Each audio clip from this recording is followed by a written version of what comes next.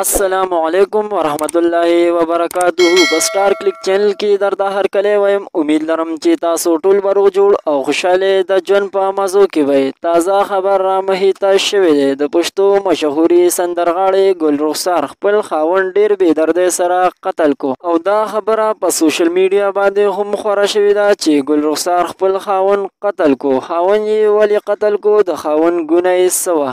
راځئ مینوالو چې زه تاسو له دغه ټول معلومات دی ویډیو کې درکم. ویډیو در سره تر اخره پورې وګورئ. د ویډیو د کتو نه مخکې زم د چینل مخه ضرور سبسکرایب کړئ او د ټلې نشان ورڅخه خامخا ووهئ چې زموږ هر یوه نوې معلوماتي ویډیو تاسو ته په اسانۍ سره میلاویږي. تازه خبر را مخې ته شوی دی. د پښتو مشهوري سندرغاړې ګل رخسار خپل خاوند ډیر بې دردۍ سره قتل کو. څو ورځې مخکې ګل رخسار ته خپل خاوند حضرت ګل وویل چې ته ګانې پرېږده، خو دې ګانې نه پرېښودلې. په دغې وجه والله خاوند طلاق ورکړی و. د طلاق نه پس په سوشل میډیا باندې دا خبره ډیره زیاته خوره شوې وه چې ګل رخسار خپل خاوند ډیر بې دردۍ سره قتل کو. موږ د هغې قتل باره کې معلومات وکړو چې خاوند یې رښتیا قتل کړی دی. دغه خبره دروغ وختله. خاوند یې نه دی قتل کړی. ګل رخسار له طلاق ورکړی دی خو خاوند یې نه دی قتل کړی. دا هسې یو افواه خوره شوې وه. دا اوس هم د دې وخت نوې معلومات. د نورو نوې معلوماتو دپاره درڅه زم د چینل مخه